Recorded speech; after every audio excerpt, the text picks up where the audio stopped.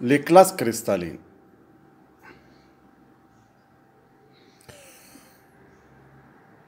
Chaque système cristallin est caractérisé par ces classes cristallines qui se diffèrent d'un système à l'autre, c'est-à-dire ne se répètent pas, et par ces orientations cristallographiques, c'est-à-dire les orientations qui définissent ces éléments de symétrie. Donc, je vais traiter uniquement ici les 5 systèmes cristallins cubiques, quadratiques, hexagonal, orthorhombique, monoclonique. Le rhomboédrique, c'est un système un petit peu difficile pour vous, à votre niveau, donc c'est un niveau supérieur. Et le triclinique ne représente que 2 classes, soit aucun élément de symétrie, ou bien un centre de symétrie seulement. Donc, il n'a pas d'orientation. Alors, chaque système est caractérisé par ces classes cristallines qui se diffèrent d'un système à l'autre. Par exemple, le cubique, les classes cristallines sont caractérisées par le chiffre numéro 3 en deuxième position. Le quadratique est caractérisé par le chiffre 4 ou 4 parts en première position. L'hexagonal, elle est caractérisée par le chiffre 6 en première position. L'orthorhombique, elle présente en première position soit un 2, soit un M, comme le monoclinique. Mais je peux distinguer entre ces deux systèmes cristallins par le nombre d'orientations. C'est-à-dire, dans l'orthorhombique, je vais avoir 3 orientations. Mais dans le monoclinique, j'ai uniquement une seule orientation. Alors, parfois, on trouve, par exemple, 4 sur M, 2 sur M. Donc, les deux éléments sont orientés selon la même direction. Par exemple, ici, 4 sur M signifie 4 est perpendiculaire à M. 4M signifie 4 est contenu dans M, ou bien 4 est parallèle à M. Maintenant, pour investir une classe cristalline, c'est-à-dire définir comment sont orientés les éléments de symétrie dans un système, par exemple le cas ici cubique, la classe cristalline 4 bar 3M, 4 bar, elle est parallèle à l'orientation 1, 0, 0. À savoir que les orientations 1, 0, 0, 0, 1, 0 et 0, 0, 1, OX, OY, OZ sont équivalents pour le cubique. 4 bar, il est parallèle à 1, 0, 0. Les axes sont parallèles aux orientations. Le miroir est perpendiculaire aux orientations. L'axe numéro 2 en deuxième position, 3, il est parallèle à la direction 1, 1, 0. À savoir, je peux avoir plus ou moins 1, 1, 1. Je répète, le 3 est parallèle à la direction 1, 1, 1.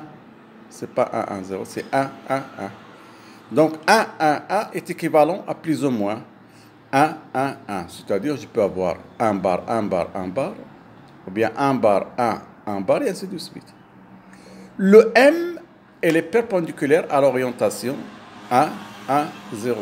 Je peux aussi avoir plus ou moins 1, 1, 0, c'est-à-dire 1 bar, 0, ou bien 1 bar, 1, 0, ou bien 1 bar, 0.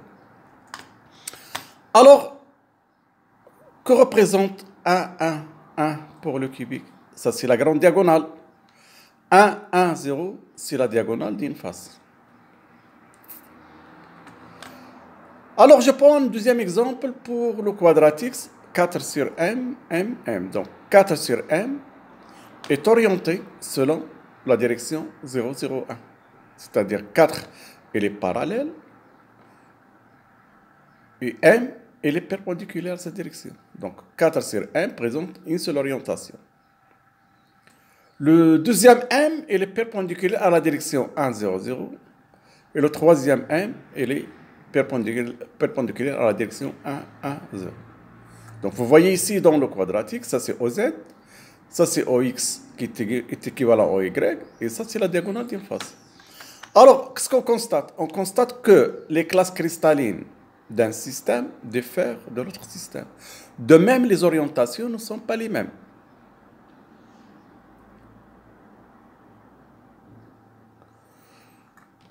Alors, pour 2 sur M, ici, le monoclinique, il y a une seule orientation, c'est-à-dire 2, il est parallèle à la direction 0, 1, 0, c'est OY. M, elle est perpendiculaire à cette direction 0, 1, 0.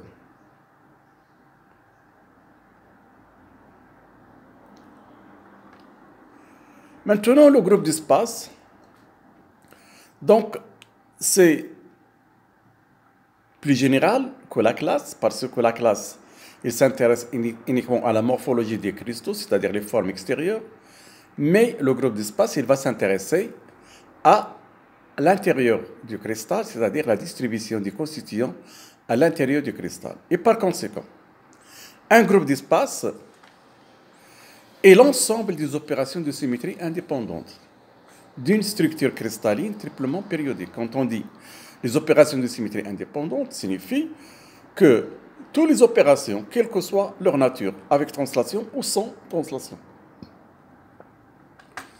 Alors, pour déterminer ou bien de rechercher les groupes d'espace, il faut déterminer toutes les combinaisons possibles entre les éléments de symétrie suivants.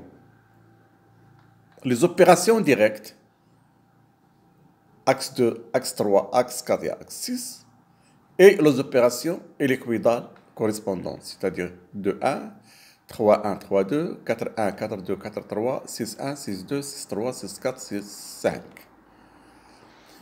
Et aussi la roto-inversion, 2 barres, 3 barres, 4 barres, 6 barres, et les plans de glissement A, B, C, N et D.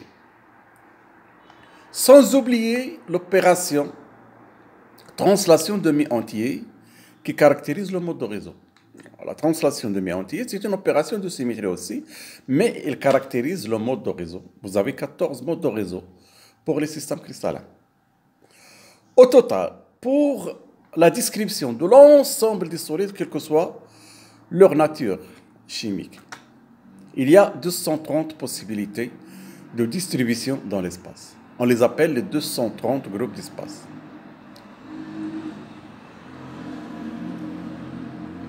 Alors, parmi ces 230 groupes d'espace, je trouve 73 groupes qui utilisent uniquement les éléments de symétrie pure sans translation, combinés avec le mode de réseau qui est la translation des réseaux.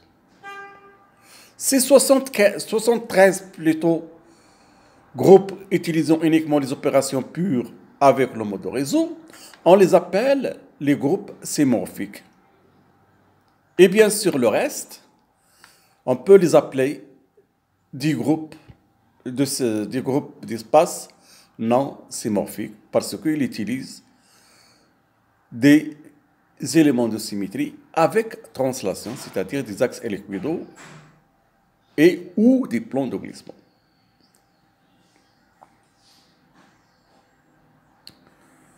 Alors, comment on note un groupe d'espace? Un groupe d'espace est noté grand X, E, F, G. Avec X et le mode de réseau. C'est obligatoire parce que un système cristallin peut avoir jusqu'à 4 modes de réseau. Et je vais classer dans l'ordre des orientations les éléments de symétrie E, F et G. Donc E, F et G, ce sont des éléments de symétrie avec ou sans translation.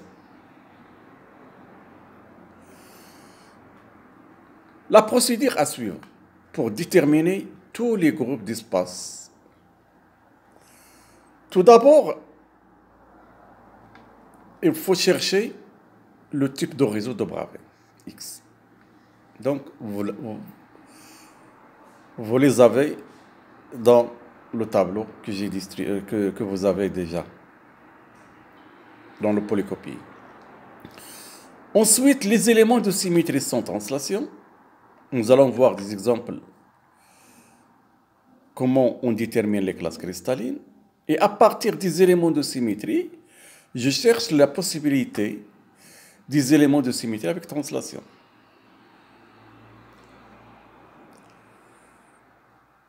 Je prends l'exemple ici du triclinique. J'avais dit dans le triclinique, il y a un seul mode de réseau, c'est le P. Et il y a deux possibilités de classe. Le triclinique n'a pas d'élément de symétrie, je note 1. C'est l'opération identité. C'est-à-dire, je fais une rotation de 2π sur 2, je retourne à l'état initial. Ou bien, il présente un élément de symétrie, je le note 1 bar. Donc, je peux avoir deux possibilités. Le triclinique de mode P, il est non centrosymétrique ou centrosymétrique. Et voilà les combinaisons possibles. C'est que le triclinique ne peut avoir que le groupe d'espace P1 sans aucun élément de symétrie, ou P1 bar avec un seul élément de symétrie, c'est le centre de symétrie.